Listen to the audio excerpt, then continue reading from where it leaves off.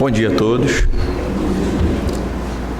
Estamos hoje, a última palestra na sexta-feira na casa do Dr. Herman do ano de 2019.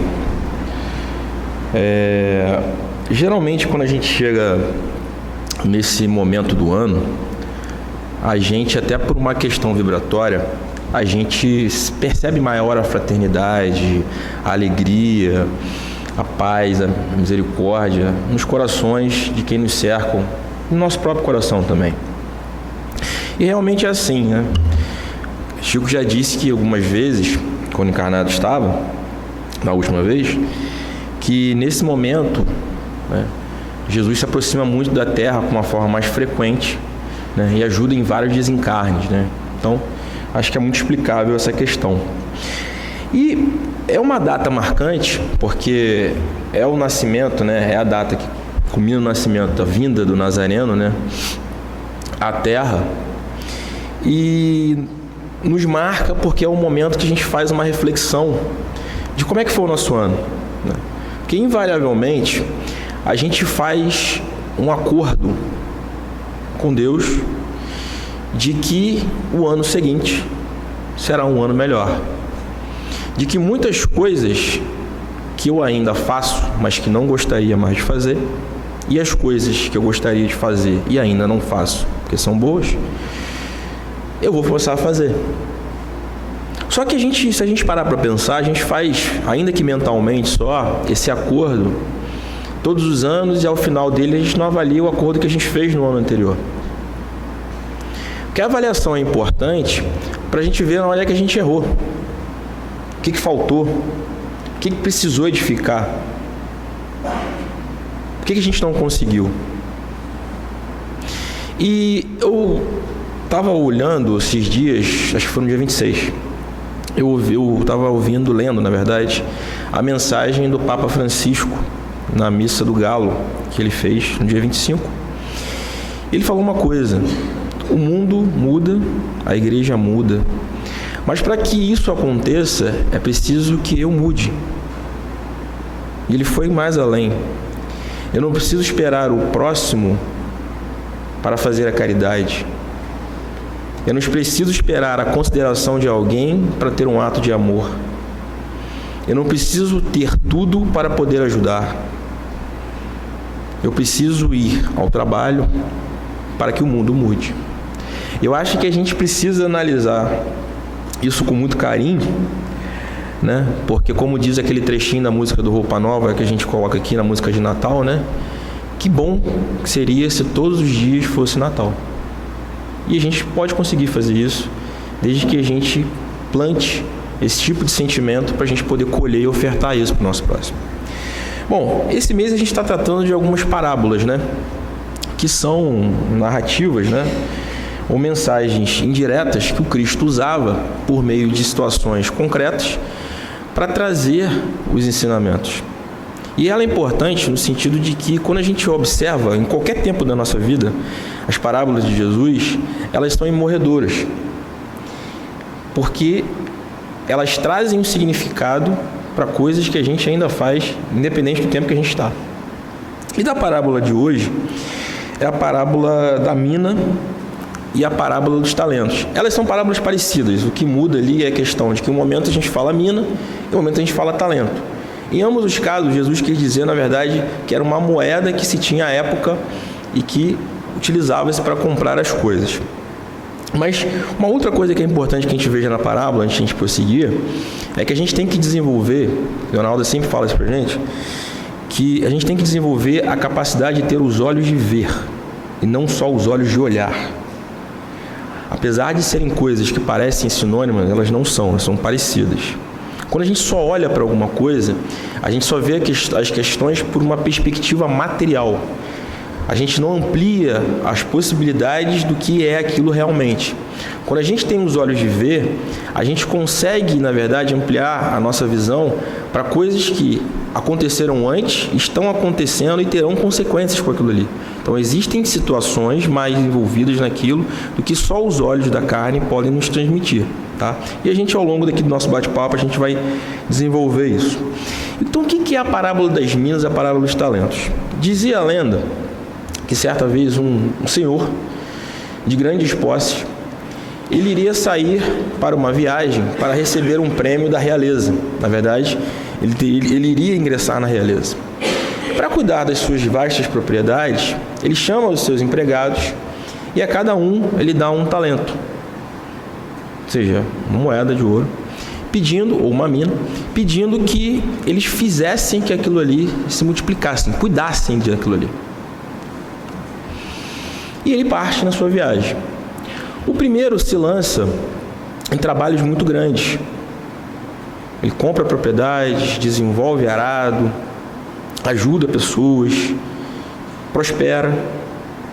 O segundo consegue fazer a mesma coisa, não com tanta intensidade, mas consegue ter êxito naquilo que foi proposto a ele ser feito. Já o terceiro, ele tinha muito medo do seu senhor. E ele achava que se ele perdesse aquele talento, ou de certa forma não conseguisse ter o êxito que foi pedido a ele, o senhor, para com ele, ficaria muito zangado. E o que ele faz? Ele enrola o talento numa moeda e se põe a curtir a vida, porque afinal de contas, o senhor não estava nas propriedades, então ele não estava sendo vigiado, então ele podia naquele momento tirar as longas férias que ele assim queria. Só que o tempo passa e o senhor regressa da sua longa jornada. E ele pede que todos os seus servos, a quem ele depositou um talento, se apresentem para mostrar o que fizeram cada um com aquele talento. O primeiro, que tinha sido mais prodigioso, mais bem sucedido, ele mostra que ele multiplicou o talento por 10. E o Senhor fala: bom servo és tu, e a tu darei 10 cidades, porque agora sou da realeza. O segundo vem um pouco envergonhado, porque ele não conseguiu produzir tantos talentos quanto o primeiro, mas ele conseguiu multiplicar por 5 o que tinha sido confiado a ele. E aí o Senhor fala: também tu és um bom servo, a tu darei 5 cidades, para que as administre para mim. E ele pergunta ao último servo, que estava nervoso, tenso, preocupado, o que havia feito daquele talento que a ele foi confiado. E ele diz o seguinte: Senhor, eu tive medo de perder o talento e de zangar o Senhor. Portanto, eu guardei ele da melhor forma possível para que ninguém o roubasse, ninguém o levasse e eu não perdesse. E o Senhor diz para ele: mau servo és tu. Te confiaste um talento e não me deste nada. Pelo menos poderia ter depositado ou dado ao banqueiro para que ele me rendesse juros. A tu vou tirar tudo o que tem e dar àqueles que fizeram multiplicar os meus talentos. Essa passagem, ela dá uma dimensão de 2 ordens, no sentido material e no sentido espiritual, principalmente.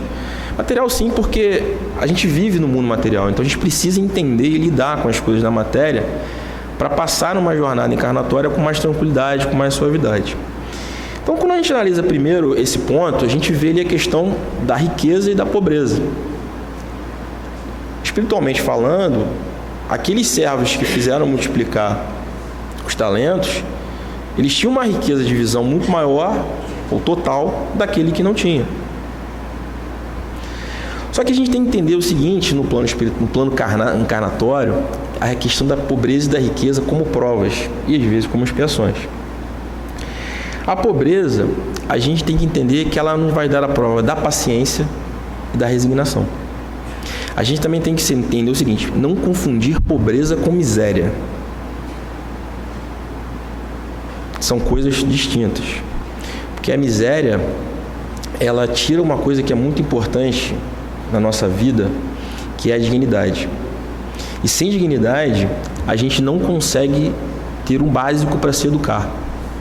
A gente começa a viver uma vida muito afastada do que é ser humano. Mas isso é um assunto para uma outra hora. Então, por que é importante a gente ver essa questão da prova da paciência e da resignação? Muitos de nós gostariam de ter, talvez, por cada um com a sua razão, mais posses materiais para talvez fazer mais coisas. Nós somos limitados. Isso em algum momento, se já não foi, um dia nos será dado nossa existência. Eu não estou falando dessa encarnação. Pode ser que aconteça, pode ser que não. E aí é que está a questão da paciência. Você saber viver com o que você tem. E a gente vê as pessoas, às vezes, que são materialmente mais desfavorecidas, algumas pessoas, que elas têm a paciência de saber que elas vão ter que ter um sacrifício maior, às vezes, para ter uma casa. Às vezes, para ter um pequeno carro. Elas vão ter que abrir mão de alguma coisa de uma forma resignada, ou seja, sem, na verdade, depositar no outro a culpa daquilo que ela não tem, mas elas vão viver felizes. Muito provavelmente, talvez elas vão ter momentos de lazer com muito mais espaçidão, ou seja, às vezes uma vez no mês, às vezes uma vez no ano, mas vão valorizar muito aquele momento. Às vezes a gente vê crianças que tem muito pouco ou quase nada, mas elas ficam tão felizes com aquele muito pouco ou quase nada, porque elas percebem o valor daquilo. E às vezes aquele que tem muito, deixa um monte de coisa de lado, depois de 5 minutos que abriu o presente. Já a prova da riqueza, ela nos dá uma outra coisa. Ela vai ter que desenvolver na gente a caridade e a abnegação. Porque a prova da riqueza, segundo o que os Espíritos traz pra gente, é a prova mais difícil que a gente tem para vivenciar.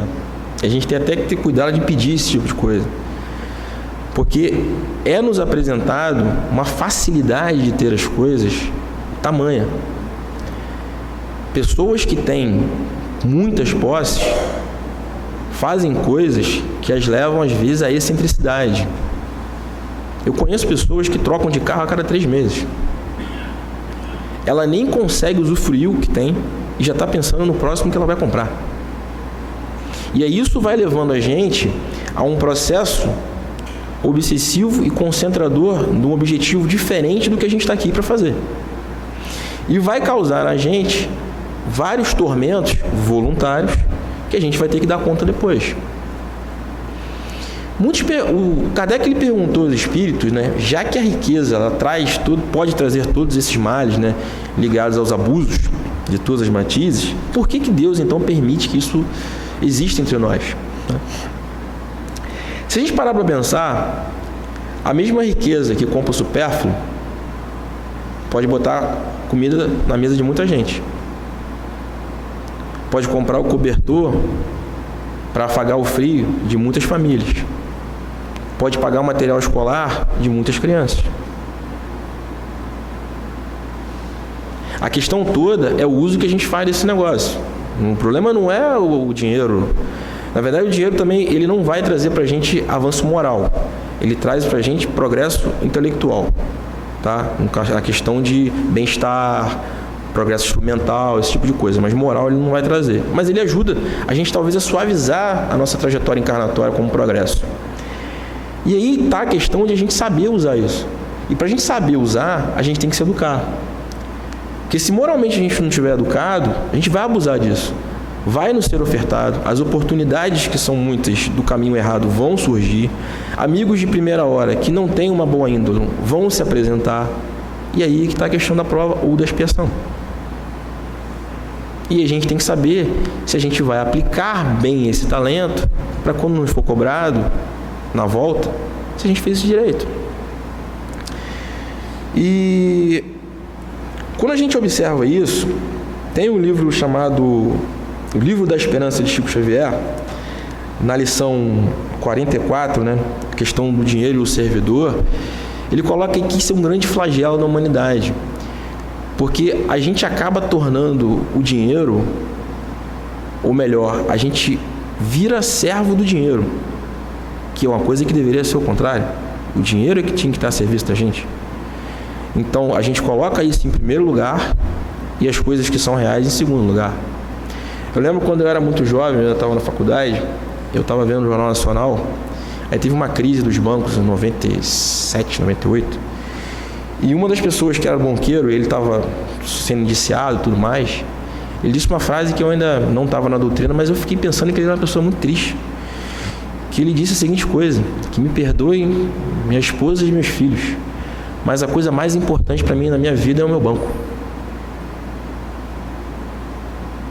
Eu naquele momento achei que ele fosse a pessoa, acho que mais triste, mais infeliz do mundo. E eu ainda não tinha doutrina, tinha talvez, certamente, questão latente de Deus ainda, mas eu achei aquilo muito triste. Então a gente tem que saber, né, quem é que serve a quem. E aí tem um problema que a gente também faz muito, que é a questão que a gente lidar com a riqueza, ou para ter alguma coisa, a gente faz com Deus uma questão de barganha.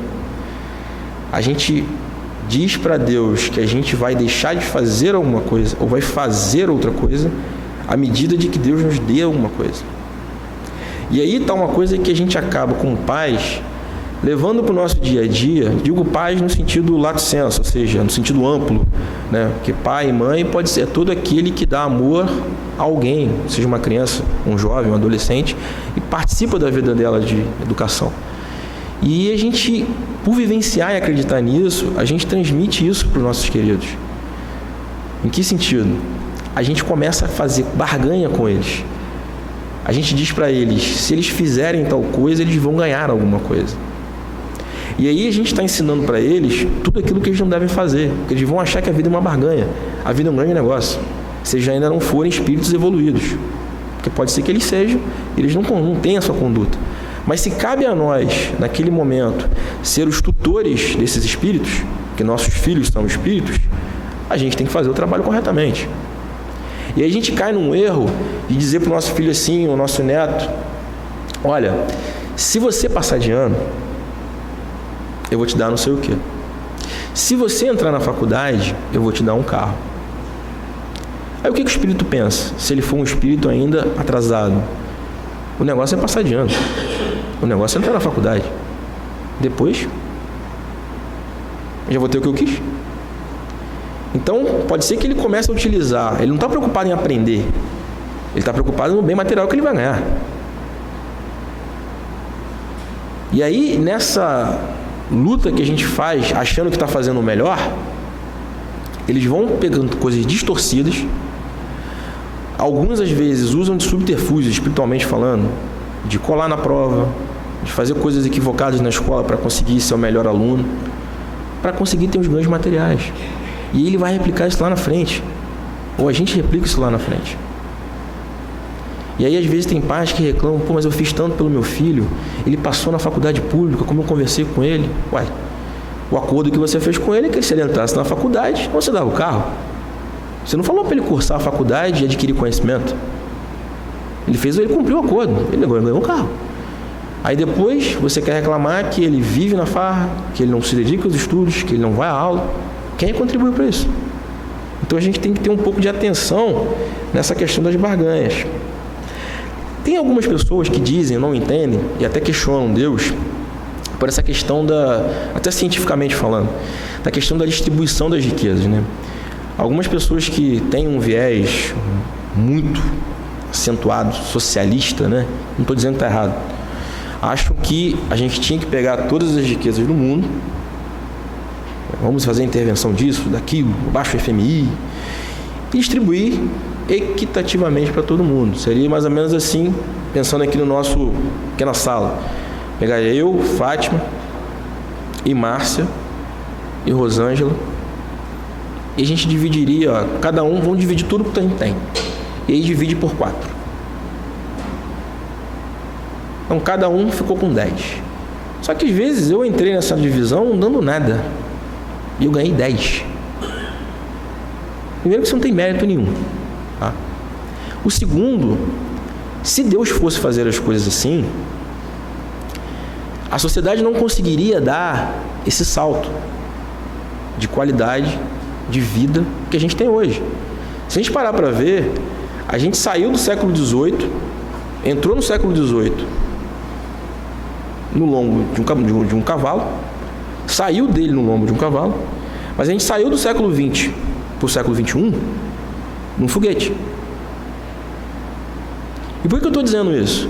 Porque cada um, como mostra a parábola dos talentos, tem uma forma de ver a vida. tem uma individualidade. Os recursos são ofertados a todos, mas cada um vai tratar aquilo segundo a sua bagagem espiritual. Então, Márcia pode investir, Rosângela pode abrir uma empresa, eu já posso gastar com coisas que já não são louváveis. É de cada um. E aí, quando a gente percebe a inteligência de Deus, porque se existem espíritos mais evoluídos, Ele concentrou esses recursos nesses espíritos mais evoluídos, porque eles sabem qual é a verdadeira riqueza do espírito. E eles se lançam a desenvolvimento de tecnologias que ajudam na alavanca do progresso da humanidade. A gente percebe que há pessoas no mundo que elas não se imiscuem ou vivem frivolidade. Elas se preocupam o tempo inteiro em produzir tecnologia, conhecimento, para ter uma vida melhor. E aí, a gente vê isso muito na questão do exemplo de um livro chamado Palavras da Vida Eterna, de Francisco Cândido Xavier, que ele diz que para todos são ofertados a mesma coisa. Todo mundo aqui lê o mesmo evangelho. É a mesma palavra, mas cada um interpreta de acordo com a sua experiência de vida e a bagagem que traz. E tem uma coisa que a gente tem que entender, né? Por que a gente então tem que administrar, já que a vida é transitória, a gente tem que administrar esses recursos que nos é apresentado.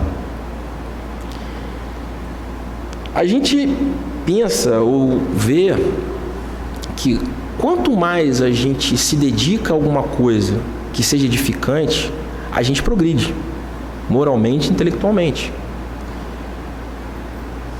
Se a gente faz isso, a gente não está progredindo só sozinho. A gente está contribuindo para outras pessoas, encarnadas ou desencarnadas, que convivem conosco. Quantas pessoas, com alguma mudança que a gente já teve frequentando a doutrina, pelo nosso exemplo, a gente já conseguiu, pelo menos, despertar o interesse? A gente já parou para pensar nisso? E se a gente conseguiu fazer isso com pouco, multiplicar muito pouco, imagina quando a gente se dedicar mais, o quanto a gente não vai multiplicar desses talentos que nos foram nos dados. Existe uma outra coisa que é importante nessa questão da multiplicação, que a gente aí tem que ver a questão espiritual, é entender o que a gente pode levar daqui. Ela costuma dizer, já disse mais de uma vez, que ela fala, pede desculpa quando fala isso, que ela nunca viu caminhão de mudança em enterro de ninguém. Ou seja, tinha lá um veículo aguardando para levar os bens materiais que aquele espírito, quando encarnado, acumulou. Porque Emmanuel diz que a gente, quando chega, a gente desencarna, é como a gente estivesse chegando numa alfândega, né, de aeroporto ou de porto, para ir para um outro lugar, e alguém vai dizer para a gente o seguinte: vamos separar o que você pode levar e o que você não pode levar.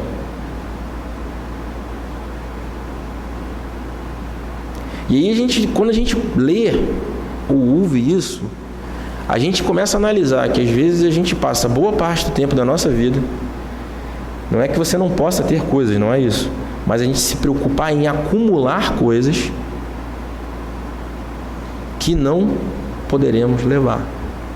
Se a gente observar o progresso da humanidade, a gente vê que essa geração, essa era, é a era do compartilhamento. Alguém aqui já andou de Uber? 99? Já ouviu falar numa plataforma chamada Airbnb? Todas essas formas são formas de compartilhar o que você tem. Eu tenho um amigo que ele se colocou que ele não tem mais carro. Quando ele precisa de carro, ele anda de Uber. Se ele quer viajar, ele aluga um carro.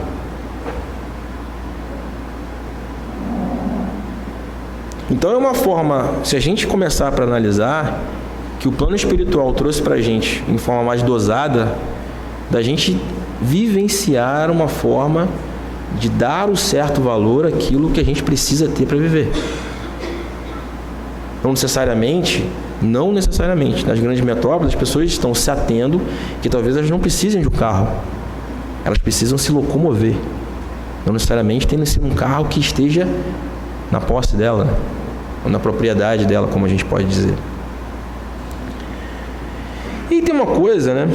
Que a gente, às vezes, algumas pessoas param e pensam assim, bom, se é que eu tenho que ir embora, por que eu tenho que me preocupar tanto com isso?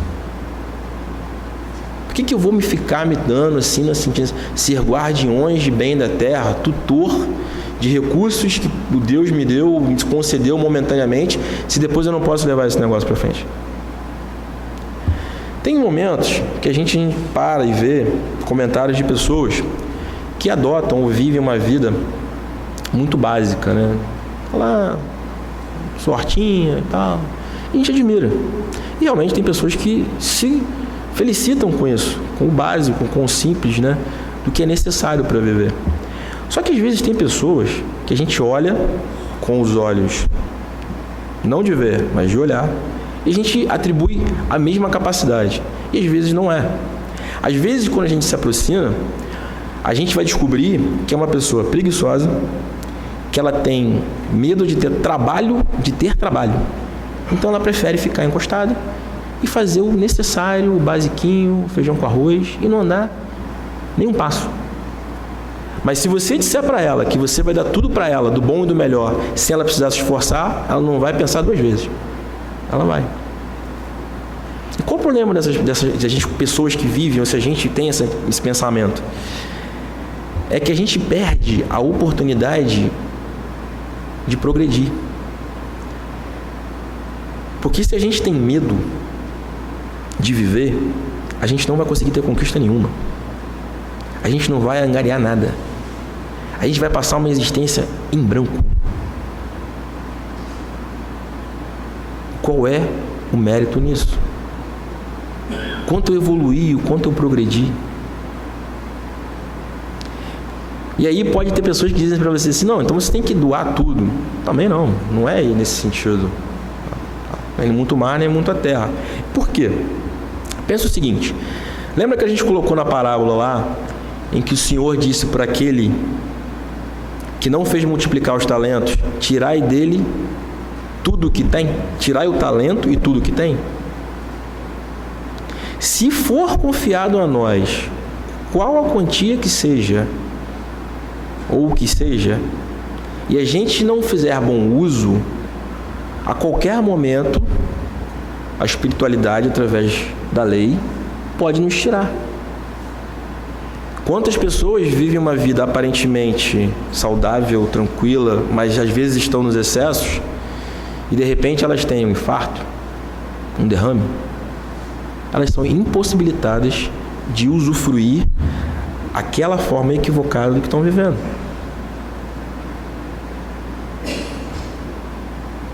Para que você vai dar para ela um recurso que ela não está fazendo bom uso, não está multiplicando na seara de Deus? É o equivalente, por exemplo, a gente vê uma criança que a gente conhece, de 12, 13 anos, pegar um carro, dizer pra gente que vai pegar o carro, vai entrar por essa rua, vai pegar Arthur Bernardi, vai pegar a rodovia e vai lá pro shopping. A gente, em sã consciência, ia deixar a criança fazer isso? Não. Porque ela é um incapaz. Então, se a gente não tiver a condição de ser o guardião da riqueza para multiplicá-la, a gente vai perder a tutela daquilo que não foi confiado. E aí tem uma coisa que acontece muito às vezes com as pessoas em relação que a gente acha que isso é culpa de Deus. Foi Deus que fez isso comigo. Tem um ditado que muitas pessoas de gestão dizem, que elas dizem o seguinte: o bom funcionário nunca é demitido. Funcionário, quando é demitido, salvo exceções, no sentido que a empresa pode falir, estiver passando situações financeiras complicadas, é ele que se demite. Porque o bom funcionário, o patrão quer manter ele a qualquer custo. Porque sabe que ele tem recursos, talentos, que se ele abrir mão, a concorrência vai pegar. Então, se a gente não está cumprindo o nosso dever, é que tem alguma coisa errada. Talvez a gente tenha os recursos e a gente não está fazendo bom uso dele. E aí, que está chegando o nosso tempo, tem uma lição do Divaldo, com a psicografia de Joana de Ângeles, que é chamada Florações Evangélicas, que é a lição 6. O Divaldo fala sobre, a Joana, através de Divaldo, ela fala sobre investimentos. Ele discorre com muita maestria sobre vários tipos de investimentos, tá? Que nós encarnados nos debruçamos boa parte do nosso tempo fazendo no nosso dia a dia, sem talvez perceber qual é o objetivo daquilo ali, para que a gente quer fazer aquilo ali. Porque a maior parte das pessoas que investem, às vezes, provavelmente falando, na bolsa de valores, aguardam uma herança, querem a sorte grande na loteria, o primeiro pensamento delas não é investir no espírito, é em coisas que você não pode levar. E aí ele fala que a gente fica uma preocupação muito grande de fazer um investimento para ter acúmulos horizontais, ou seja, botar coisas nesse plano, ao nosso lado. E a gente se esquece de fazer investimentos verticais, que vão nos elevar nos degraus do progresso espiritual a moradas melhores.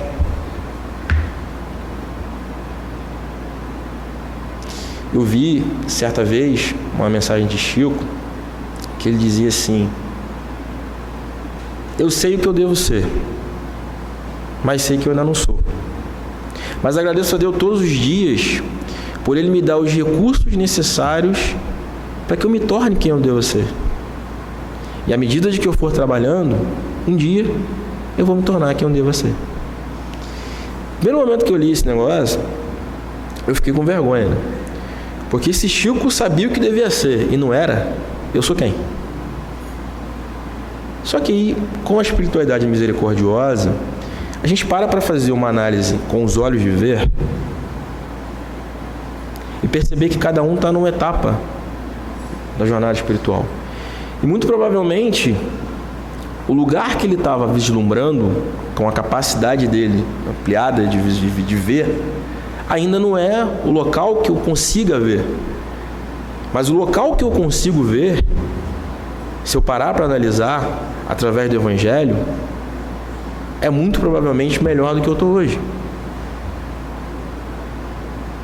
E se eu empreender meus esforços no investimento dos meus talentos, da riqueza que eu tenho, eu vou entender que tudo que eu tenho materialmente não pertence a mim, pertence a Deus. Mas o que pertence a mim? Tudo aquilo que eu dou. Parece contraditório quando a gente lê assim, quando a gente olha com os olhos de olhar, mas o que pertence a mim é tudo aquilo que eu dou. Porque aquilo que eu dou é aquilo que sai do meu coração através da minha boca. Então, para que eu tenha uma vida mais feliz, uma encarnação mais suave e consiga moradas melhores, eu preciso me doar ou doar o melhor que eu tenho. Eu vou doar o melhor que eu tenho à medida de que eu ter mais amor. Que possamos, nesse ano que se encerra, e principalmente que se inicia, ter mais amor. Que a paz do Senhor esteja conosco. Que assim seja.